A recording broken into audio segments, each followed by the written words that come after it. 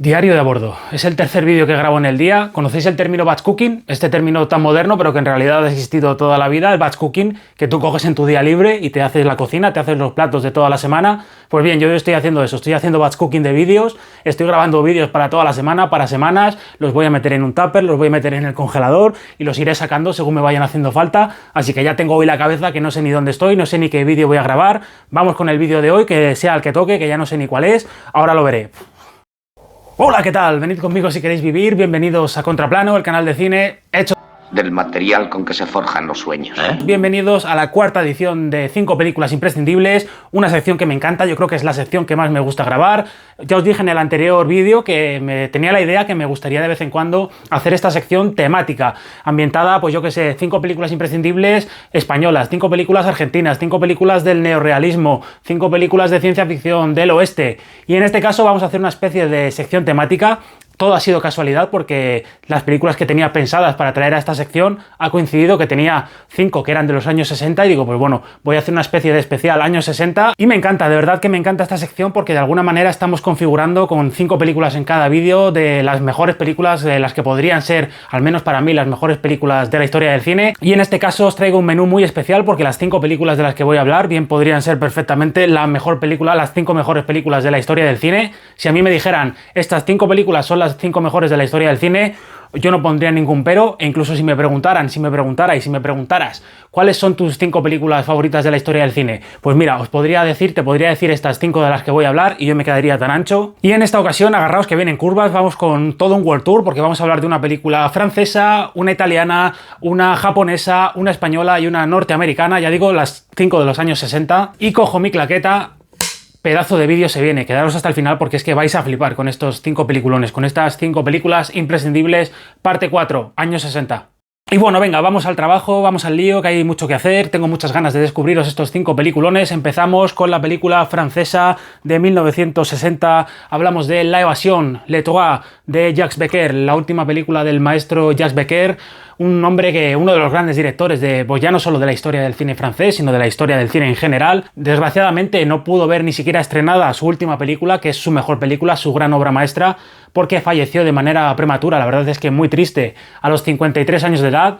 ¿Qué habría hecho este hombre si no hubiera fallecido de manera tan prematura? Pues no lo sabemos, es otro de los grandes what if de la historia del cine, muy triste, pero bueno, La Evasión es el testamento cinematográfico definitivo de un gran narrador, de Jacques Becker, que ya había hecho grandes películas como por ejemplo esa maravillosa Los amantes de Montparnasse, que nos cuenta la historia del pintor Modigliani, maravillosa, o la que seguramente sea su mejor película o su segunda mejor película, para mí está la segunda, que es este Casque d'Or, que es París bajos fondos, con una maravillosa Simone Signoret y una mezcla de cine de época, cine de gángsters, drama, melodrama, una película increíble.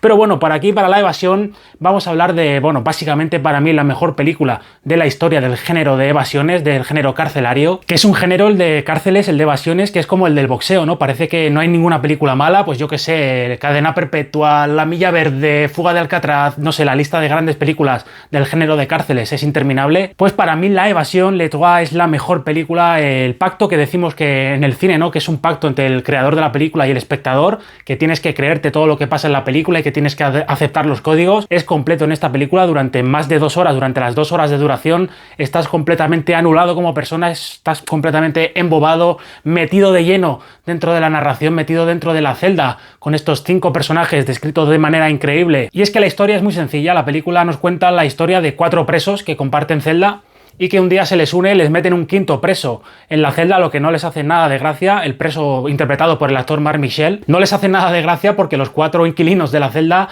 están planeando una fuga, están planeando hacer un hueco, hacer un hoyo en la celda para tratar de fugarse. Y claro, cuando llegue este nuevo preso, pues dará el traste con todos sus planes, no sabrán si seguir adelante con la idea, si no, si confiar en el preso. Parece de confianza, pero no lo tienen seguro y lo irán tanteando hasta que al final decidan confiar en él y serán los 5 los que planeen esta fuga fuga maravillosa de la cárcel. Y desde el principio ya digo que es que estás dentro de la cárcel, estás dentro de la celda. La celda no son 5 integrantes, son 6 porque tú eres uno más. Enseguida los personajes son muy reconocibles, son súper tridimensionales, te haces con ellos, los conoces, cada uno con sus fallos, con sus faltas, y enseguida son arquetipos muy reconocibles, lo que hace que sea una experiencia muy inmersiva. Tenemos aquí, por ejemplo, a Philippe Leroy, que es como si fuera una especie de líder del grupo, o Jean Keraudi, que es el mejor personaje, parece que es el mejor actor, pero es que la coña es que no era un actor profesional. Jean Keraudi era un reo de verdad, era un ex prisionero que rodó la película junto a Jacques Becker, que estuvo 10 años metido en la cárcel por asaltar un tren, por robar un tren, y tú ves la película y dices, pero este tío es magnético, si es el mejor actor, es el mejor personaje, es como un híbrido entre Anthony Quinn y Antonio de la Torre. ¿Quién es este pedazo de actor? Pues es que no era ni siquiera un actor profesional, Jean Keraudi, que hizo esta película para Jacques Becker y que no volvió a actuar jamás en el cine. Y el puro ingenio humano, cómo van haciendo los diferentes trucos para salir de la celda, para hacerse sus ingenios, sus gadgets, por ejemplo, un reloj de arena que se hacen para saber el tiempo que están en los túneles, recorriendo los túneles para encontrar una salida, cómo cavan el agujero, cómo se crean el espejo, ¿no?, para mirar a través de la celda y ver que no viene nadie. Es una película apasionante que te mantiene dentro y que te mantiene absolutamente embobado. Ya digo, es que respiras, pero respira por costumbre, porque si no, es que se te olvidaría completamente respirar. Lo bien rodada que está, el manejo del ritmo, de la tensión, los actores, los personajes, absolutamente todo, apasionante. Cuando logran esos planos, esos momentos, esas escenas, de los personajes recorriendo las galerías a oscuras, buscando una salida, huyendo de los guardias que están haciendo la ronda, es absolutamente increíble. Yo no he visto una cosa igual, un manejo del ritmo, de la tensión, igual que en esta película, que tiene al final una forma de thriller, porque estás todo el rato enganchado, estás todo el rato en tensión, así que es una especie de thriller, sí. Absoluta joya maestra del cine francés, para mí, junto con El salario del miedo, que ya hablé en una sección de 5 películas imprescindibles de ella. Son mis 2 películas favoritas del cine francés, de un clasicismo, de una potencia, con ese blanco y negro, es absolutamente increíble. El testamento cinematográfico de Jacques Becker, que es uno de los grandes directores, qué pena que no pudiéramos ver más películas suyas. Meteros dentro de esta historia porque es que ya no vais a querer salir de La evasión, es increíble, es una película recomendadísima, La evasión. Bueno, ¿qué tal? ¿Estáis dentro, no? Pues más dentro que vais a estar, porque vamos con la segunda película, la película italiana, 1960, Rocco y sus hermanos, de Luchino Visconti. Para mí la mejor película de otro maestro, de otros grandes maestros de ese periodo privilegiado del cine italiano, que son los años 40, 50, 60. Pues Luchino Visconti ha hecho películas tan famosas como la épica El gato pardo, como la adaptación de la gran novela de Thomas Mann, La muerte en Venecia. Pues para mí Rocco y sus hermanos es algo increíble, es algo épico, es algo trágico, shakespeariano, una película enorme, de una potencia, de un dramatismo, de unos personajes que también representan muy bien el marco histórico al que hace alusión, de esa Italia de la posguerra, con esa familia que emigra del campo, del pueblo, hacia la ciudad de Milán, con esa madre acompañada de sus 4 hijos, Rocco, Luca, Simone y Ciro, que van a la gran ciudad para tratar de buscarse la vida, que sobrevivirán como pueden de manera miserable en un entorno, en una Italia empobrecida. Y es una película que va más allá del mero neorrealismo, que es ese periodo del cine italiano entre los años 50, 40, 50, ya 60, ya el neorrealismo ya se va bifurcando, también entra en juego la comedia a la italiana, que es un neorrealismo 2.0, que en vez de llevárselo a lo trágico, se lo lleva un poco a la comedia o a lo tragicómico.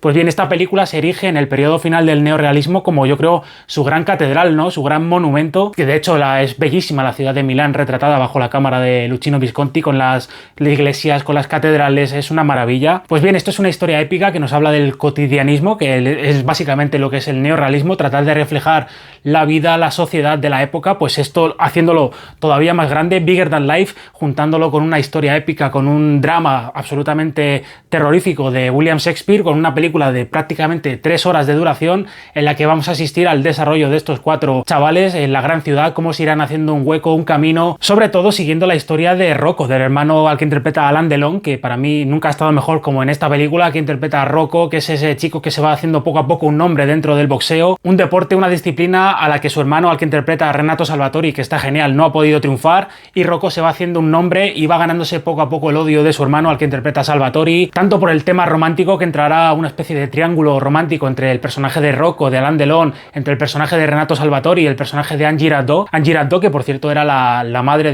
de Isabelle Huppert, la pianista de Haneke. Pues bien, habrá una especie de triángulo amoroso súper turbio, súper tóxico, en el que los tres estarán involucrados y que Alain Delon, que es el hermano bueno, es el bueno por antonomasia, se hará a un lado, perdonará a su hermano las cosas absolutamente terribles que llega a hacer y renunciará al amor, renunciará a la chica en ese momento. Con Milán de fondo, con la lágrima cayendo, con ellos llorando, pues dirá: renuncio a ti porque mi hermano te quiere y eres para mi hermano. No nos veremos más, Nadia. No es posible. No es posible, Rocco.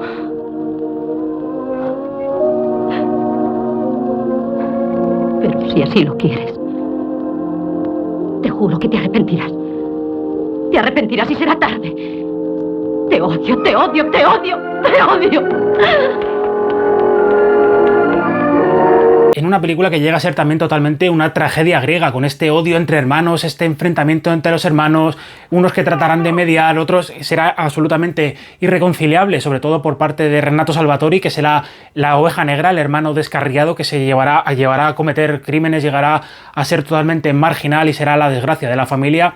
Pues Alain Delon nunca dejará de querer a su hermano, a sus hermanos, de cuidarlos. Magníficamente escrita también, como tanto las situaciones familiares, los personajes. Luchino Visconti participó en el guión, son absolutamente verosímiles y creíbles, y te metes también dentro de la historia y se te meten en la piel los personajes y lo trágico, todo lo terrible que les pasa. La maravillosa música del gran Nino Rota, no sé, Claudia Cardinale, que era muy jovencita, también tiene aquí un papel, y es una película increíble que después de 3 horas, cuando acaba, suspiras hondo, coges aire y porque dices: joder, es que me ha pasado por encima. Es una película que te deja totalmente destrozado, que te hace pensar, ¿no? Te hace pensar en la vida, en la sociedad, en todo, en la familia, en los hermanos, en el amor que tiene una madre hacia sus hijos, en el amor entre hermanos. Es una película apasionante, increíble, de una potencia que es una auténtica apisonadora. Aún más de 60 años después de su estreno, con Alain Delon, que para mí hace su mejor papel en el cine, es así, la mejor película de Luchino Visconti, y también podría ser mi película favorita del cine italiano. Película durísima, pero épica, hermosa y triste, trágica, absoluta obra maestra, Rocco y sus hermanos. Vamos a pasar a la tercera película y hablamos de, en este caso, la mejor película de samuráis de todos los tiempos, puede estar ahí. Hablamos de Harakiri, Seppuku, de Masaki Kobayashi, una de las, ya digo, pues para mí está Los 7 samuráis, es la mejor película de samuráis de la historia, pero Harakiri es una película que le puede mirar de tú a tú, que está ahí en número 2 y muy cerca de la obra maestra de Akira Kurosawa. Una película de Masaki Kobayashi que es, para mí, podría ser el 4º mejor director de la historia del cine japonés. Un cine japonés que en los años 50 se empieza a crear los estudios, el sistema de estudios enorme que tuvo Japón, con estudios como Toho, muy poderosos, que además del cambio económico, de la mejora económica que estaba teniendo el país después de la guerra en los años 50, pues los años 50 marcan la eclosión del cine japonés. Una especie de, pues como por ejemplo hemos tenido en los últimos años con el cine coreano, con esa explosión, con ese desembarco de grandes autores coreanos del cine coreano. Pues bien, esto pasó más o menos internacionalmente en los años 50 con el cine japonés. Una época dorada que comenzaría, que daría el pistoletazo de salida a la película Rashomon de Kurosawa, cuando gana el León de Oro del Festival de Venecia, la mejor película. Pues aquí empieza a haber una explosión de talento de cine japonés.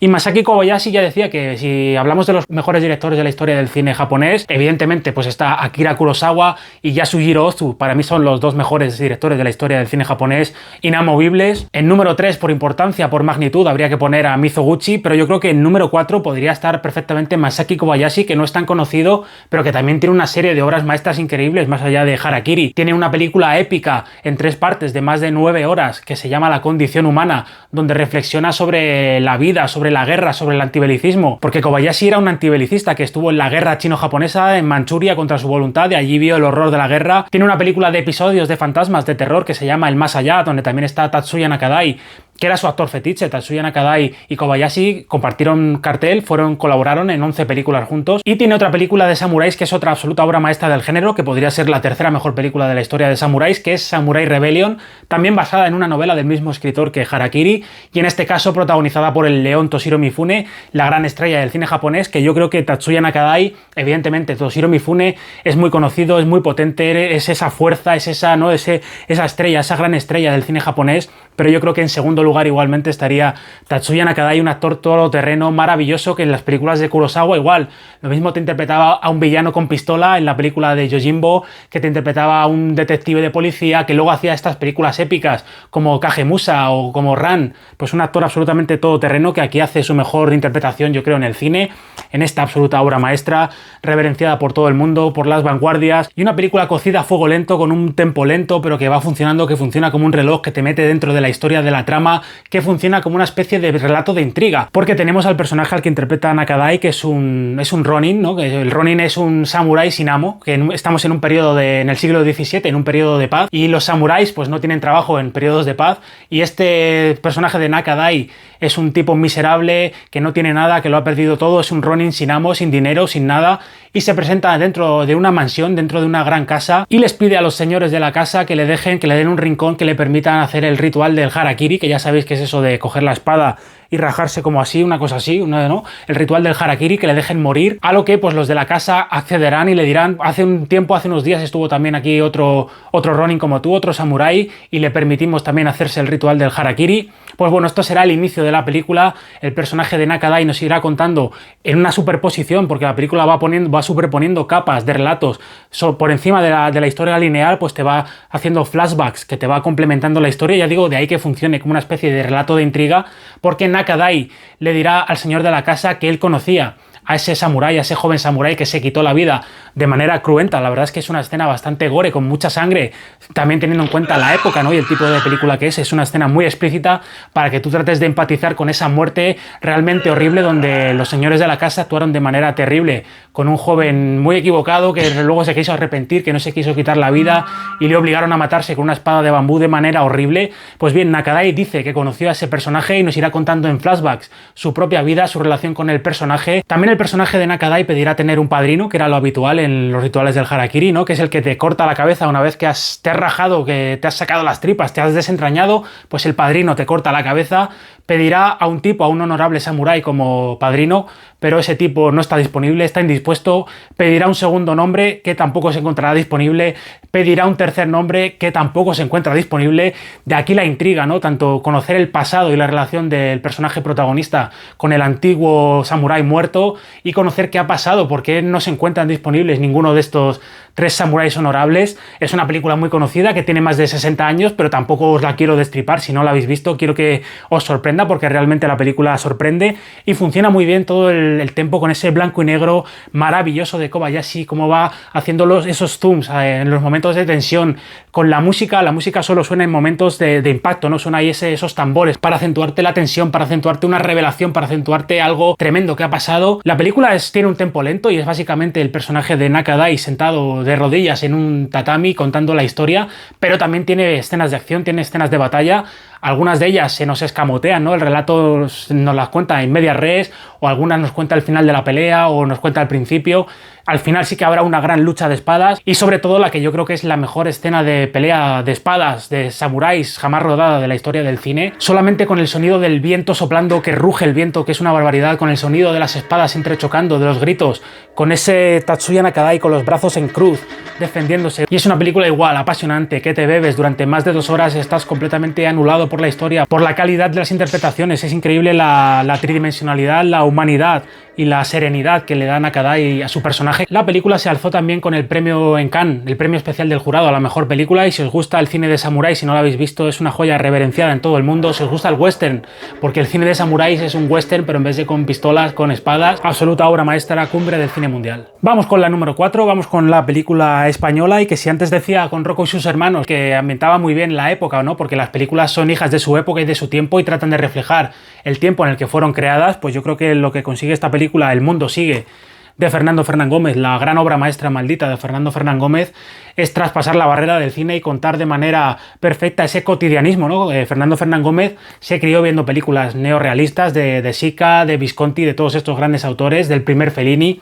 Pues El mundo sigue es una radiografía perfecta, es un grito, porque es una película desesperada, es un grito de rabia, de desesperación dentro de la España de los años 60, de la España de la dictadura. Una película maldita que se estrenó en el 65, 2 años después de ser rodada, y que se estrenó de manera clandestina, de tapadillo, sin que haya constancia a día de hoy que se estrenara en las grandes ciudades y que quedó oculta por la censura, oculta en un cajón, que fue una auténtica tristeza para su autor, Fernando Fernán Gómez, que no pudo ver cómo esta gran película tenía éxito y iba a los festivales y triunfaba porque fue por la estrechez de miras de la época, de la censura, por la sociedad, una película maldita. También le pasó, aunque no de manera tan grave, con otra de sus grandes obras maestras posteriormente, que es El extraño viaje. Y la película, de manera curiosa, digo curiosa porque Fernando Fernán Gómez era un anarquista convencido, está basado en la novela homónima del falangista José Antonio Zunzunegui, y la tengo aquí la novela, por cierto.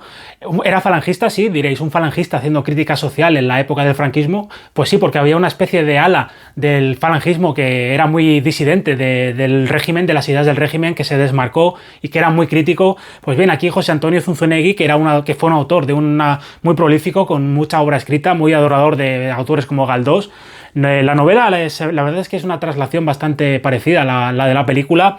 Sí que es verdad que en la novela se desarrolla más el personaje de la hermana a la que interpreta en la película Gemma Cuervo, de la hermana descarriada, por así decirlo. Nos presenta la historia, tanto la película como la novela, ya digo que son bastante afines.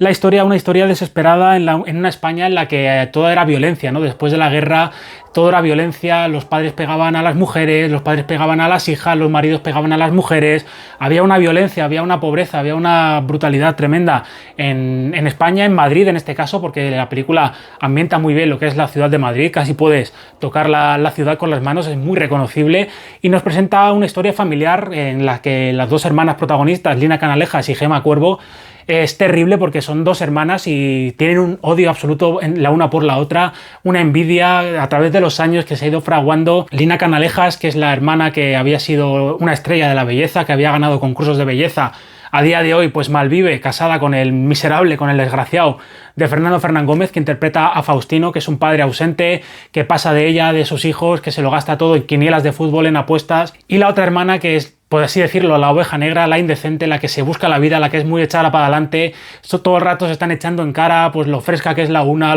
la mala vida que le da a la otra a su marido, y cada vez que se encuentran es terrible, ¿no? Que dos hermanas se traten así, acaben peleándose, acaben profiriéndose los más terribles insultos, y es una película desesperada, un grito de rabia donde vemos esta historia malsana entre dos hermanas, entre los padres desesperados, el marido Fernán Gómez, que es un auténtico, pues es casi el villano, ¿no? de la película, y que protagoniza una de las mejores escenas de la película, que está mucho mejor descrita que en la propia novela, que es una escena de puro film noir, de puro cine negro, durante la noche, un atraco que hay a un bar. Fernando Fernán Gómez es uno de los grandísimos del cine español, tanto como actor legendario como director. Ya digo que sus películas fueron malditas en su época, luego hizo los 80 El viaje a ninguna parte, que para mí sería su tercera obra maestra. El mundo sigue, El extraño viaje y El viaje a ninguna parte son las tres grandes joyas de Fernando Fernán Gómez como director. Y una película durísima, terrible, con un final que os va a hacer echaros las manos a la cabeza, de ese odio. La verdad es que ese odio visceral entre hermanas se hace difícil de ver, pero es una película increíblemente dirigida, increíblemente rodada. Recuerdo la escena de las escaleras, cómo va haciendo esa especie de bucle, ese juego, ese truco con la cámara, Fernán Gómez, una historia de pasiones reprimidas, de odios que afloran, de odios a través de los años, de miseria, de pobreza, de cuando no tienes lo que realmente habías pensado para la vida, lo que merecías, lo que la vida te prometía cuando no has visto nada de tus sueños cumplidos. Pues bueno, al final el mundo sigue, ¿no? La vida continúa, y lo que siguen son las grandes películas, las que se quedan para siempre. 50 años después del estreno de tapadillo de la película, se recuperó de alguna manera remasterizada, a contracorriente sacó esta edición en Blu-ray, y la película se ha vuelto a conocer y es considerada ya a día de hoy, sí que es verdad, como una de las grandes obras maestras del cine español. Nunca es tarde, aunque Fernando Fernán Gómez no lo vio con vida, pero bueno, El mundo sigue, una de las mejores películas del cine español jamás rodadas. ¿Qué tal? ¿Qué tal vamos? ¿Qué tal vamos de ánimo? Películas intensas, ¿no? Pues venga, ahora vamos a relajarnos, vamos a echar una partidita al billar, porque para la última película de hoy vamos a hablar de la película americana 1961, la radiografía definitiva sobre el perdedor, sobre el saber perder, de Hustler, el buscavidas, la película de Robert Rosen, del artesano, con Paul Newman, inmejorable Paul Newman, con esos ojos azules, que bueno, que en la película en blanco y negro no se nota, aunque aquí en el póster de la película sí que se ve, le han pintado los ojos de color azul. Película inmortal, basada en la novela, también la tengo aquí, de Walter Tevis, El buscavidas, que hace poquito ha editado la editorial Impedimenta. La verdad es que es una edición muy chula y que yo me hice con la novela aunque ya había visto la película muchas veces y la conocía mucho porque soy muy fan de la película, de Paul Newman, de la historia, y no me esperaba. Realmente os recomiendo mucho la novela, la historia de Walter Tevis es muy buena, me ha sorprendido lo buena que es, y en esta gran novela se basa pues esta grandísima película que ya digo que es el relato definitivo del perdedor, ¿no? Sobre esta cultura norteamericana de ser un perdedor o ser un ganador, el ganarte un carácter, el ganarte una reputación. Pues de todo esto habla el Buscavidas, con una dirección increíble de Robert Rosen, que hizo su gran obra maestra, un Robert Rosen que había dirigido películas muy buenas, como El Político, por ejemplo, que ganó el Oscar a la mejor película. Pero aquí lo que hace es increíble, se nota que confiaba mucho en el proyecto, que confiaba mucho en esta adaptación, y un Paul Newman que para mí, pues yo que sé, junto con La Leyenda del Indomable, luego posteriormente en Veredicto Final, a lo mejor es la mejor interpretación, mi interpretación favorita de Paul Newman. ¿Cuánto voy a ganar esta noche? Que para esta película, para interpretar a Eddie Felson el Rápido, ya se había deshecho de todos esos tics, de todos esos amaneramientos del Actors Studio, porque él fue uno de los estudiantes más importantes y más notorios del Actors Studio. Pues para esta película ya se había desprendido de todos esos gestos exagerados, el sufrir, llevarte las manos a la cabeza, el gritar. Pues ya era un actor completamente nuevo, sin ese amaneramiento, y aquí hace su gran personaje, yo creo, su gran interpretación, nominado al Oscar. Es una coña, estuvo nominado al Oscar ya 7 u 8 ocasiones, y ganó el Oscar honorífico en el 85, que es cuando ya como que la Academia dice que bueno, ya no vas a ganar un Oscar, pues te damos el honorífico. Y al año después, yo creo que es el único actor en la historia del cine que ha sido nominado al Oscar 2 veces por 2 películas diferentes por el mismo personaje. Al año después hizo la secuela del Buscavidas, hizo El color del dinero de Martin Scorsese, y acabó ganando el Oscar a mejor actor por fin, después de no sé cuántos 7 u 8 intentos. Y la historia es muy reconocible. Paul Newman es este Eddie Felson el Rápido, este gran talento del billar que con su manager va recorriendo en coche los garitos de Estados Unidos, los locales de billar, sembrando el caos y sembrando el terror, ganando a todo el mundo y haciéndose con un dinero, con una reputación, hasta que una noche se enfrente a la gran ballena, al gran Moby Dick, al gran cachalote de los jugadores de billar. No es por nada el gordo de Minnesota, el que interpreta maravillosamente el cómico Jackie Gleason. Pues este gordo de Minnesota, después de que Eddie Felson lo tuviera en su control, lo tuviera en su dominio, lo estuviera ganando, realmente lo tenía contra las cuerdas, lo deja escapar por no saber controlarse, por no tener un carácter, ¿vale? Por no saber ser un ganador, pues acaba siendo un perdedor, y el gordo de Minnesota lo acabará destrozando, lo acabará derrotando, lo dejará sin manager, sin sueños, roto, sin dinero, completamente destrozado. Y este personaje pues es la historia típica, ¿no? De volver a rehacerse como persona, como jugador de billar, como tener un carácter para volver a rearmarse una vez más, coger sus pedazos y volver a desafiar a este gordo de Minnesota, que es la ambición humana, ¿no? Es este Moby Dick, pues en este caso este gordo de Minnesota, los sueños, los anhelos, la ambición. Representa todo eso, este elegante jugador de billar que a pesar de su grueso volumen se mueve como un bailarín, que está aseado, que siempre está perfecto, impecable, limpio, peinado. Es increíble la interpretación de Jackie Gleason. Y en este viaje a los infiernos, a tratar de ser un ganador, a tratar de aprender a ser un ganador, a tratar de obtener ese carácter, Paul Newman se encontrará con el personaje desesperado de Piper Laurie. Los dos tendrán una relación bastante turbulenta. En la novela está, digamos, contado de manera más liviana la relación de los dos. Una historia de amor desesperada entre estos dos seres completamente rotos, que están a la deriva, sin un hogar, sin una persona a la que atarse sentimentalmente, y acabará conociendo también al mefistofélico personaje al que interpreta George T. Scott, que es este representante de tahúres, con recursos en todos los lados, que conoce a todo el mundo. Pues bien, se acabará asociando al personaje de George T. Scott, venderá su alma al diablo a esta malvada figura, con tal de volver a enfrentarse al gordo de Minnesota y tratar de derrotarlo. Y es otra de estas películas de pleno clasicismo en la que todo funciona, estás dentro de la historia, es súper reconocible. Los personajes, el personaje de Eddie Felson es tremendamente tridimensional y súper creíble y súper reconocible y muy humano al final, con sus momentos de grandeza, con sus fallos, con sus momentos de locura. Cuando se acabará encontrando con el final de su fracaso, de su descenso, cuando le rompen los pulgares por meterse en una partida en la que no tenía que haberse metido, con gente a la que no tenía que haberle ganado el dinero. Y cuando Eddie Felson llegue a esa secuencia final, cuando se vuelva a cruzar con ese cachalote, veremos si ha aprendido o no la lección a base de golpes, a base de perderlo absolutamente todo, a base de bajar a los infiernos. Una de las mejores películas americanas de todos los tiempos, de los años 60, nominado a un montón de Oscars. Fue el año de West Side Story. Para mí no hay color entre las dos, la verdad. Y bueno, ya está, ya podéis coger aire. Pedazo de vídeo, qué intensidad, que ya hemos terminado el vídeo. Decidme en comentarios qué os ha parecido, qué os han parecido las 5 películas, la selección. Ya digo que podrían ser perfectamente las 5 películas mejores de todos los tiempos. Decidme si ya las habéis visto, qué os han parecido, cuál es la que más os gusta, o si alguna no la habéis visto, no la conocíais y tenéis pensado ir a verla, ya os digo que os he hecho un gran favor porque pedazo de peliculones, lo vais a disfrutar un montón. Como siempre, no os olvidéis de compartir este vídeo, de darle un buen me gusta si os ha entretenido, si os ha gustado este vídeo, si creéis que me lo he merecido, apretadle ahí un buen me gusta y compartid el canal, hablad de Contraplano a otros cinéfilos, a otros amantes del cine, os lo agradecería mucho. Muchas gracias por estar ahí, por darme un ratito de vuestro tiempo para que me cuele a hablaros de estas películas que espero que os sirvan, que os marquen la vida, que os acompañen como me han acompañado a mí durante tanto tiempo y que disfrutéis del cine, seguid disfrutando del cine porque es lo mejor de la vida. Gracias. Suscríbete, suscríbete, suscríbete, suscríbete, suscríbete, dale like, dale like, dale like.